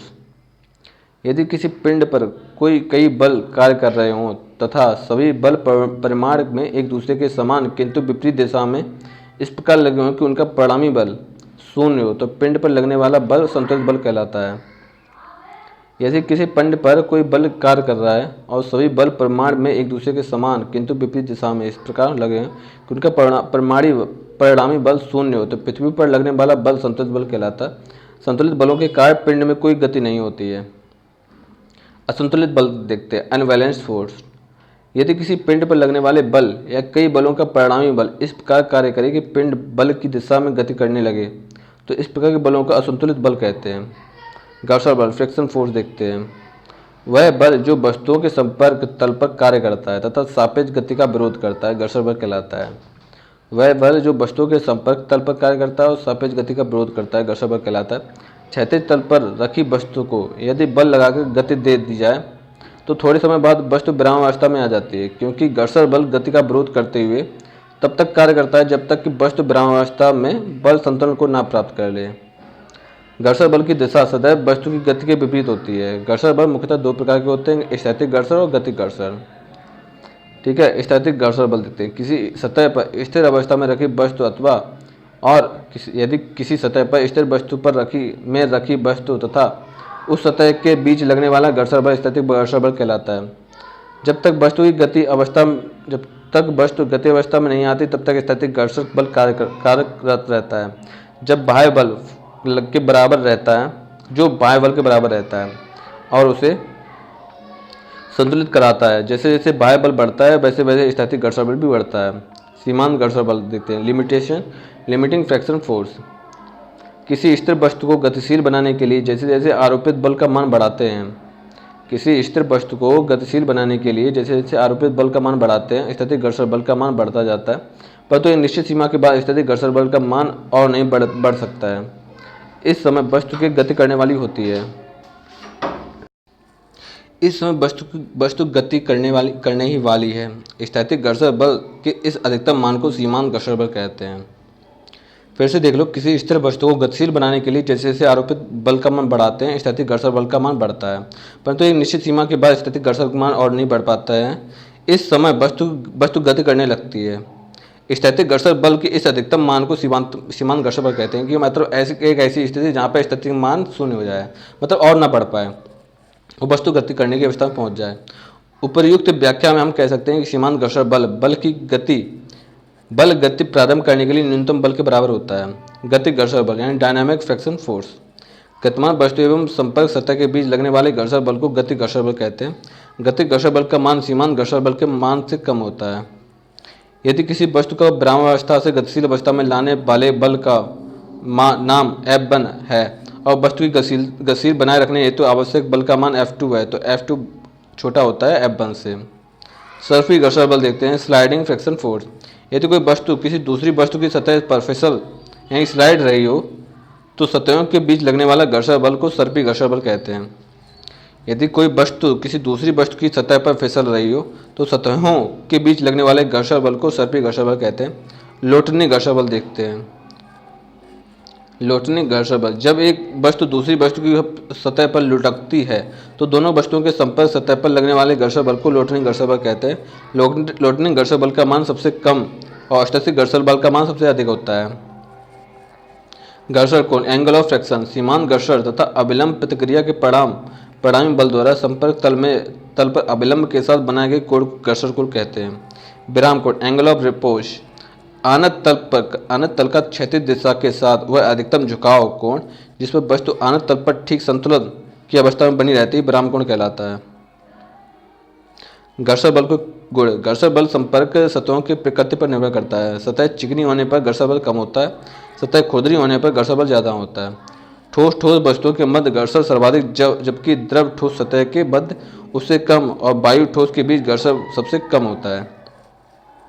स्नेहक देखते हैं, ठीक है। स्नेहक के प्रयोग से घर्षण कम किया जा सकता है क्योंकि द्रव ठोस सतह के मध्य घर्षण कम होता है। मशीनों में बाल बेयरिंग लगाने पर सर्पी घर्षण बल लोटनी घर्षण बल में परिवर्तित हो जाता है जिससे घर्षण का मान कम हो जाता है। घर्षण के उपयोग देखते हैं। सड़कों पर आवश्यक घर्षण न होने पर गाड़ियों के पहिए फिसलने लगते हैं। चिकनी सतह पर घर्षण कम होने के कारण चलने में परेशानी होती है। उदाहरण के तौर पर बर्फ पर चलना कठिन होता है, कीचड़ में गाड़ियां फंस जाती हैं, सड़क पर तेल आदि फैलने से साइकिल फिसल जाती है। घर्षण होने की वजह से विभिन्न वस्तुएं अपनी सतह पर विरामावस्था में आसानी से बनी रहती हैं। घर्षण होने की वजह से विभिन्न वस्तुएं अपनी सतह पर विरामावस्था में आसानी से बनी रहती हैं, अन्यथा जरा सा बल लगाने पर वे गतिमान हो जाती हैं। दैनिक जीवन में कई समस्याओं का सामना करना पड़ता है। उदाहरण के तौर पर घर्षणहीन सतह पर रखी वस्तु वायु द्वारा गतिमान हो जाती है। घर्षणहीन सतह पर खड़ा व्यक्ति सीटी बजाने पर विपरीत दिशा में गतिमान हो जाता है। घर्षण से हानि, घर्षण के कारण ऊर्जा का अपव्यय अधिक होता है। घर्षण के कारण ऊर्जा का अपव्यय अधिक होता है जिससे मशीनों की उत्पादकता कम हो जाती है। मशीनों के कल पुर्जों में घर्षण के कारण ऊष्मा, ध्वनि इत्यादि उत्पन्न होती है जिससे मशीनों के खराब होने की संभावना बनी रहती है। गुरुत्वाकर्षण ग्रेविटेशन देखते हैं। केपलर के नियम, केपलर ने सूर्य के चारों ओर गति करने वाले ग्रहों के लिए 3 नियम दिए। केपलर ने सूर्य के चारों ओर गति करने वाले ग्रहों के लिए 3 नियम दिए। प्रथम नियम कक्षाओं का नियम, लॉ ऑफ ऑर्बिट्स। सभी ग्रह सूर्य के चारों ओर एक दीर्घ वृत्ताकार कक्षा में परिक्रमण करते हैं तथा कक्षाओं के एक फोकस पर सूर्य स्थित होता है। सभी ग्रह सूर्य के चारों ओर एक दीर्घ वृत्ताकार कक्षा में परिक्रमण करते हैं तथा कक्षाओं के एक फोकस पर सूर्य स्थित होता है, ठीक है। द्वितीय नियम क्षेत्रफली चाल का नियम, किसी भी ग्रह को सूर्य से मिलाने वाली रेखा समान समय में समान क्षेत्रफल तय करती है, अर्थात ग्रह का क्षेत्रफलीय चाल नियत रहती है।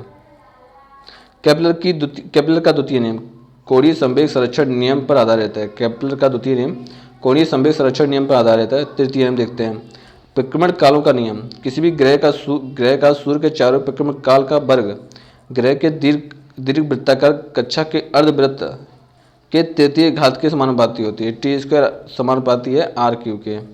जो ग्रह सूर्य से जितनी अधिक दूरी पर होता है उसका परिक्रमण काल उतना ही अधिक होता है। जो सूर्य के जितने समीप होता है उसका परिक्रमण काल उतना ही कम होता है। गुरुत्व काल देखते हैं। सेंटर ऑफ ग्रेविटी, गुरुत्व केंद्र वह बिंदु है जहाँ से वस्तु का संपूर्ण भार कार्य करता है, अर्थात इस बिंदु पर ठीक इतने ही परिमाण का बल ऊपर की ओर लगाएं तो वस्तु संतुलन की अवस्था में रहेगी। किसी वस्तु के गुरुत्वीय केंद्र के प्रत्यय कुल गुरुत्वीय बल आघूर्ण शून्य होता है। कोई वस्तु तब तक स्थिर रहती है जब तक कि गुरुत्व केंद्र से जाने वाली ऊर्ध्वाधर रेखा उसके तल से होकर गुजरती है। इसका एक अच्छा उदाहरण पीसा की झुकी हुई मीनार है। अभी तक इसके न गिरने का कारण इसके गुरुत्व केंद्र से होकर जाने वाली ऊर्ध्वाधर रेखा का मीनार के तल के अंदर होना है। मीनार के और अधिक झुकने पर गुरुत्व केंद्र से होकर जाने वाली रेखा मीनार के तल के बाहर हो जाएगी, तब यह गिर पड़ेगी। न्यूटन का गुरुत्वाकर्षण नियम देखते हैं। Newton's law gravitation. सर्वप्रथम न्यूटन ने 1686 में यह बताया कि ब्रह्मांड में स्थित प्रत्येक पिंड दूसरे पिंड को अपनी ओर आकर्षित करती है। दो पिंडों के बीच स्थित आकर्षण बल की इसी विशेषता का अनुकरण करती हुई पृथ्वी किसी पिंड या वस्तु को अपने केंद्र की ओर खींचती है, जिसे गुरुत्वाकर्षण कहते हैं। हालांकि प्राचीन भारत के गणितज्ञ ब्रह्मगुप्त ने न्यूटन से पूर्व भी बता दिया था कि सभी वस्तुएं पृथ्वी की ओर गुरुत्वाकर्षित होती हैं, परंतु न्यूटन ने गणितीय विधि से गुरुत्वाकर्षण के नियम को सिद्ध किया। न्यूटन के अनुसार किन्हीं दो कणों के बीच लगने वाला आकर्षण बल उन कणों के द्रव्यमानों के गुणनफल के समानुपाती तथा बीच की दूरी के वर्ग के व्युत्क्रमानुपाती होता है। F = G m1 m2/r²। m1 और m2 द्रव्यमान के दो कण एक दूसरे से r दूरी पर स्थित है, तो न्यूटन के नियम के अनुसार उनके बीच लगने वाला आकर्षण बल F उनके द्रव्यमानों के गुणनफल के समानुपाती होता है। F समानुपाती है m1 m2 के और F समानुपाती 1/r² के। कणों के बीच लगने वाला बल उनके बीच की दूरी के वर्ग के व्युत्क्रमानुपाती होता है। समीकरण 1 और 2 से F बराबर होता है g जो होता है नियतांक F बराबर g into m1 m2 upon r²। उपयुक्त समीकरण से स्पष्ट होता है कि यदि पृथ्वी और सूर्य के बीच की दूरी वास्तविक स्थिति से दोगुनी होती है, यदि पृथ्वी और सूर्य के बीच की दूरी वास्तविक स्थिति से दोगुनी होती है तो सूर्य द्वारा पृथ्वी पर लगाया गया गुरुत्वाकर्षण बल वर्तमान का चौथा भाग होता है। सार्वत्रिक गुरुत्वाकर्षण नियतांक देखते हैं, यूनिवर्सल ग्रेविटेशनल कांस्टेंट देखते हैं। न्यूटन के गुरुत्वाकर्षण के नियमानुसार F बराबर g m1 m2 upon r²। उपयुक्त नियम में g एक नियतांक होता है जिसे सार्वत्रिक गुरुत्वाकर्षण नियतांक कहते हैं, जिसका मान 6 × 6 7 × 10⁻11 newton into metre square into kilogram होता है। यदि m और m2 बराबर 1 है तो r बराबर 1, तो F बराबर g। गुरुत्वाकर्षण नियतांक उस आकर्षण बल के बराबर होता है जो एक दूसरे से एकांक दूरी पर रखे एकांक द्रव्यमान वाले दो कणों के बीच कार्यरत होता है। गुरुत्वाकर्षण नियतांक उस आकर्षण बल के बराबर होता है जो एक दूसरे से एकांक दूरी पर रखे एकांक द्रव्यमान वाले दो कणों के बीच कार्य करता है। पृथ्वी का गुरुत्वाकर्षण acceleration due to gravity of earth. यदि कोई वस्तु मुक्त रूप से पृथ्वी की ओर गिर रही है तो वस्तु के वेग में 1 सेकंड में होने वाली वृद्धि पृथ्वी का गुरुत्वाकर्षण कहलाती है। माना कि पृथ्वी का द्रव्यमान m तथा पृथ्वी की त्रिज्या r हो तथा एक वस्तु जिसका द्रव्यमान m है पृथ्वी तल से कुछ ऊंचाई पर स्थित है। पृथ्वी द्वारा वस्तु पर लगाया गया आकर्षण बल F बराबर g m r, ठीक है। बल F के कारण ही वस्तु में गुरुत्वीय त्वरण g उत्पन्न होता है, F बराबर mg, ठीक है। तो इसका क्या है, g जो स्मॉल g है, स्मॉल g बराबर capital G into m e upon r e square. अतः समीकरण से स्पष्ट होता है कि गुरुत्वीय त्वरण का मान किसी वस्तु के भार पर निर्भर नहीं करता है। अतः यदि समान ऊंचाई से अलग अलग भार के पिंड गिराए जाएं तो वे समान त्वरण से नीचे गिरने के कारण एक साथ पृथ्वी पर पहुंचेंगे। वायुमंडल का घर्षण नगण्य होता है, नगण्य मानते हैं। वायु की उपस्थिति में भारी पिंड पृथ्वी पर पहले पहुंचता है। वायु की उपस्थिति में भारी पिंड पृथ्वी पर पहले पहुंचता है, लेकिन अगर निर्वात है तो दोनों एक साथ पहुंचेंगे। यदि लकड़ी, लोहे और मोम के समान आकार के टुकड़ों को समान ऊंचाई से पृथ्वी पर गिराया जाता है तो आदर्श परिस्थितियों में सभी टुकड़े एक साथ, ठीक है, पृथ्वी की सतह पर पहुंचेंगे क्योंकि सभी पर एक समान गुरुत्वीय त्वरण कार्य करता है। बॉल पेन गुरुत्वीय बल के सिद्धांत पर कार्य करता है। बॉल पेन में अपेक्षाकृत अधिक श्यानता वाली अर्थात गाढ़ी स्याही भरी होती है। यह स्याही एक छोटे से बॉल के द्वारा धीरे धीरे छोड़ी जाती है। जब लिखने के लिए पेन को कागज पर घुमाते हैं तब यह बॉल कागज के घर्षण से घूमता है तथा गुरुत्वीय बल के कारण इस स्याही बॉल से होती हुई कागज पर आ जाती है। पृथ्वी के गुरुत्वीय बल के प्रभाव में वस्तुओं की गति देखते हैं। चक्कर लगा रहे अंतरिक्ष यान से यदि एक सेब छोड़ा जाता है तो वह अंतरिक्ष में गुरुत्वाकर्षण के अभाव में अंतरिक्ष यान के साथ साथ उसी गति से गतिमान रहता है। पैराशूट धीरे धीरे नीचे आता है जबकि ऊंचाई से फेंका गया पत्थर तेजी से गिरता है, क्योंकि पैराशूट के पृष्ठ का क्षेत्रफल अधिक होने के कारण उस पर लगने वाला वायु का प्रतिरोध अधिक होता है, जबकि पत्थर के पृष्ठ का क्षेत्रफल कम होने के कारण उसमें वह अधिक तेजी से नीचे आता है। द्रव्यमान किसी वस्तु का द्रव्यमान उसके जड़त्व की माप होता है, अर्थात किसी वस्तु का जड़त्व तो उतना ही होगा जितना उसका द्रव्यमान। वस्तु का द्रव्यमान स्थिर रहता है तथा एक स्थान से दूसरे स्थान पर नहीं बदलता है, वस्तु चाहे पृथ्वी पर हो या चंद्रमा पर या बाह्य अंतरिक्ष में। भार देखते हैं। किसी वस्तु का भार वह बल होता है जिससे यह पृथ्वी की ओर आकर्षित होती है। F बराबर m है। पृथ्वी का गुरुत्वीय त्वरण g तथा अतः आकर्षण बल F बराबर mg होगा। इसे W से निरूपित करते हैं। W बराबर mg। भार का ऐसा ही मात्रक वही होता है जो बल का अर्थात न्यूटन का। भार ऊर्ध्वाधर दिशा की ओर नीचे की ओर लगता है। भार ऊर्ध्वाधर दिशा में नीचे की ओर लगता है। इसमें परिमाण और दिशा दोनों होते हैं। स्पष्ट है कि वस्तु का भार उसके द्रव्यमान तथा गुरुत्वीय त्वरण पर निर्भर करता है, अन्य किसी राशि पर नहीं। किसी वस्तु का चंद्रमा पर भार चंद्रमा पर किसी वस्तु का भार वह बल है जिसमें चंद्रमा उस वस्तु को आकर्षित करती है। चंद्रमा का द्रव्यमान पृथ्वी से कम है, इस कारण चंद्रमा वस्तुओं पर कम आकर्षित बल लगाता है। चंद्रमा का गुरुत्वीय त्वरण पृथ्वी की तुलना में 1/6 है, अतः पृथ्वी पर किसी वस्तु का भार जितना होगा चंद्रमा पर उसका 1/6 होगा। पृथ्वी के गुरुत्वीय त्वरण के मान में परिवर्तन देखते हैं। जी का प्रमाणिक मान होता है 9.8 मीटर प्रति सेकंड स्क्वायर। यह मान समुद्र तल पर और 50 डिग्री अक्षांश पर होता है। जी का मान कुछ परिवर्तन होते रहते हैं। पृथ्वी तल पर जी का मान भूमध्य रेखा पर सबसे कम तथा ध्रुवों पर सबसे अधिक होता है। पृथ्वी पर जी का मान भूमध्य रेखा पर सबसे कम और ध्रुवों पर सबसे अधिक होता है। इसके दो कारण हैं। पृथ्वी की आकृति यानी शेप ऑफ अर्थ, पृथ्वी पूरी सतह से गोल नहीं है, ध्रुवों पर यह कुछ चपटी है। भूमध्य रेखा पर पृथ्वी की त्रिज्या ध्रुवों की त्रिज्या से लगभग 21 किलोमीटर अधिक है। चूंकि जी पृथ्वी की त्रिज्या के वर्ग के व्युत्क्रमानुपाती होता है, अतः स्पष्ट है कि आर ही पृथ्वी की त्रिज्या का मान जैसे जैसे कम होता जाता है, भूमध्य रेखा से ध्रुवों की ओर जाने पर गुरुत्वीय त्वरण का मान बढ़ता जाता है। पृथ्वी पर अपने अक्ष के प्रति घूमना, हमें ज्ञात है कि पृथ्वी अपने अक्ष के प्रति घूम रही है, अतः पृथ्वी तल पर स्थित प्रत्येक वस्तु वृत्तीय पथ पर घूम रहा है। यदि पृथ्वी ओमेगा कोणीय वेग से घूम रही है तो जी का मान जी बराबर G minus R E omega square cos square, ठीक है, गामा, जहाँ गामा पृथ्वी के केंद्र पर विषुवत रेखा तथा पृथ्वी के सतह पर स्थित बिंदु पर पृथ्वी के केंद्र को मिलाने वाली रेखा के मध्य कोण बनाती है। स्पष्ट है कि जी डैश छोटा होता है जी से, अतः पृथ्वी के घूर्णन के कारण जी का मान में कमी आती है। भूमध्य रेखा जी का मान न्यूनतम होता है, ध्रुवों पर जी का मान अधिकतम होता है। यदि पृथ्वी अपने अक्ष पर घूमना बंद कर दे तो ओमेगा मान 0 हो जाता है। तो ध्रुवों के अतिरिक्त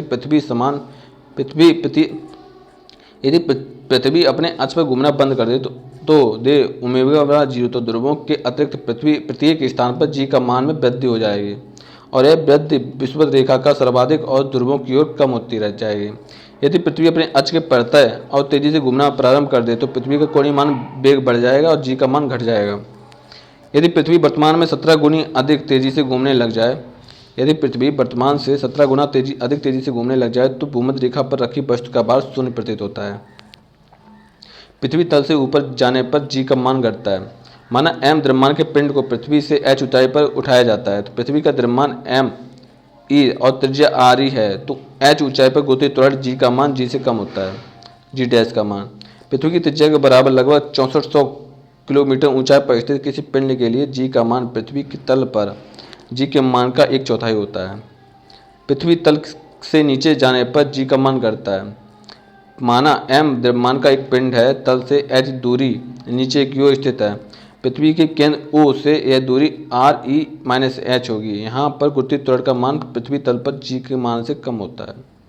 यदि विशेष परिस्थितियों में गुरुत्वीय बल या गुरुत्वीय त्वरण g शून्य महसूस होने लगे, तो जैसे गुरुत्वाकर्षण के अधीन मुक्त रूप से गिरने पर या लिफ्ट की डोरी टूट जाने पर गिरती हुई लिफ्ट में, उस समय वस्तु का भार भी शून्य महसूस होगा, अर्थात वस्तु भारहीन की अवस्था में होगी। लिफ्ट में किसी वस्तु का आभासी भार, हम यह जानते हैं कि अपने जिस भार का अनुभव हम करते हैं वह प्रतिक्रिया बल है जो हमारे ऊपर आरोपित होता है। लिफ्ट में गति के दौरान भार में जो आभासी परिवर्तन होता है वह ऐसी प्रतिक्रिया बल में परिवर्तन की वजह से होता है। यदि लिफ्ट स्थिर है तो एक्सेलरेशन बराबर 0। यदि लिफ्ट ए जो त्वरण है से ऊपर की ओर गति कर रही है, ठीक है, W बराबर एम जी, डब्ल्यू डैश बराबर एम जी प्लस ए, एक्सेलरेशन भी जोड़ेगा। और यदि लिफ्ट ए त्वरण से नीचे की ओर गति कर रही है तो जो त्वरण होता है वो तो W डैश बराबर एम इंटू जी माइनस ए, ठीक है। आभासी यानी कि आभासी बराबर इसमें क्या बोला गया है कि यदि लिफ्ट स्थिर है तो आभासी भार बराबर वास्तविक है। यदि लिफ्ट ए त्वरण से ऊपर की ओर गति कर रही है, ठीक है, तो आभासी भार बड़ा होगा वास्तविक भार से। और जब ऐसा होता है कि जब त्वरण से नीचे की ओर गति कर रही है तो आभासी भार छोटा होगा वास्तविक भार से।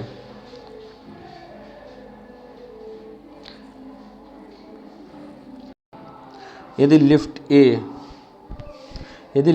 त्वरण से ऊपर की ओर गति की ओर जाती है तो किसी वस्तु का आभासी भार उसके वास्तविक भार से अधिक प्रतीत होता है, क्योंकि प्रतिक्रिया बल बढ़ता जाएगा। यदि लिफ्ट ए त्वरण से नीचे की ओर जाती है तो किसी वस्तु का आभासी भार अपने वास्तविक भार से कम प्रतीत होता है। जब लिफ्ट एक समान वेग से ऊपर की ओर और नीचे की ओर तो वस्तु को अपना आभासी भार अपने वास्तविक भार के समान ही प्रतीत होता है। यदि नीचे आते समय लिफ्ट की डोरी टूट जाए तो या कोई वस्तु मुक्त त्वरण से गति करे तो वस्तु को अपना आभासी भार शून्य प्रतीत होता है, क्योंकि प्रतिक्रिया का बल शून्य हो जाएगा। यदि नीचे उतरते समय लिफ्ट जी से अधिक त्वरण से गति करे तो लिफ्ट में बैठे व्यक्ति पर आभासी बल ऊपर की ओर लगेगा, व्यक्ति लिफ्ट की छत पर जा लगेगा। उपग्रहों की गति, यह अब नेक्स्ट क्लास में देखेंगे।